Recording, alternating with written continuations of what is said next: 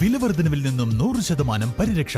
ആഭരണങ്ങൾക്ക് 0% പണിക്കൂലി. പൂക്കൂട്ടുംപാടം മാരിഗോൾഡ് അവതരിപ്പിക്കുന്നു മാരിപ്പൊന്ന് 2025. കൂടുതൽ വിവരങ്ങൾക്ക് ബന്ധപ്പെടുക 04931200916. ശക്തമായ കാറ്റിൽ മരം കടപുഴകി ഓട്ടോറിക്ഷയ്ക്ക് മുകളിൽ വീണ് ഡ്രൈവർക്ക് പരിക്കേറ്റു. തുവൂർ റെയിൽവേ സ്റ്റേഷന് സമീപം നിർത്തിയിട്ടിരുന്ന ഓട്ടോറിക്ഷയ്ക്ക് മുകളിൽ മരം വീണ് എടത്തനാട്ടുകര സ്വദേശി ആലടിപ്പുറം രാജേഷിനാണ് പരിക്കേറ്റത്. തുവൂർ അഖിലേന്ത്യാ സെവൻസ് ഫുട്ബോൾ സ്റ്റേഡിയത്തിലും നാശനഷ്ടമുണ്ടായി.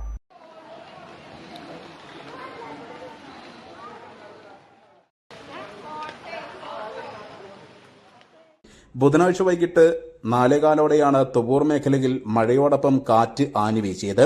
റെയിൽവേ സ്റ്റേഷൻ സമീപം നിർത്തിയിട്ട ഓട്ടോറിക്ഷയുടെ മുകളിലേക്ക് മരങ്ങൾ കടപുഴകി വീണാണ് ഡ്രൈവർക്ക് പരിക്ക് പറ്റിയത്.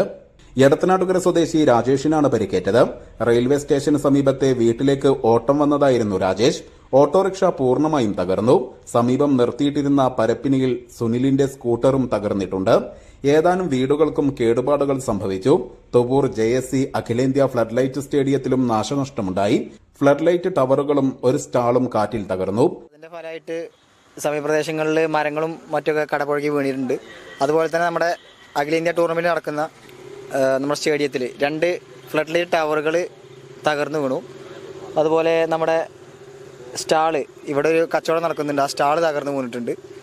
ഇങ്ങനത്തെ ചെറിയ ചെറിയ വീഴ്ചകൾ അല്ലെങ്കിൽ നഷ്ടങ്ങൾ നമുക്ക് സംഭവിച്ചിട്ടുണ്ട്. ഗാലറിക്ക് ഇതുവരെ കേടുപാടുകളൊന്നും സംഭവിച്ചിട്ടില്ല. അപ്പോൾ ഏതായാലും ഇന്ന് മത്സരങ്ങളൊന്നും ഉണ്ടായിരുന്നില്ല.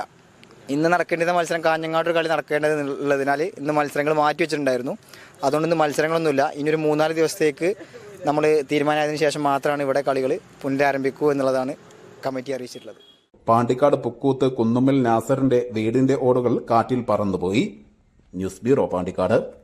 സ്വന്തം ഹൈസ്പീഡ് ഇന്റർനെറ്റ്, നമ്മുടെ സ്വന്തം ഇന്റർനെറ്റ്.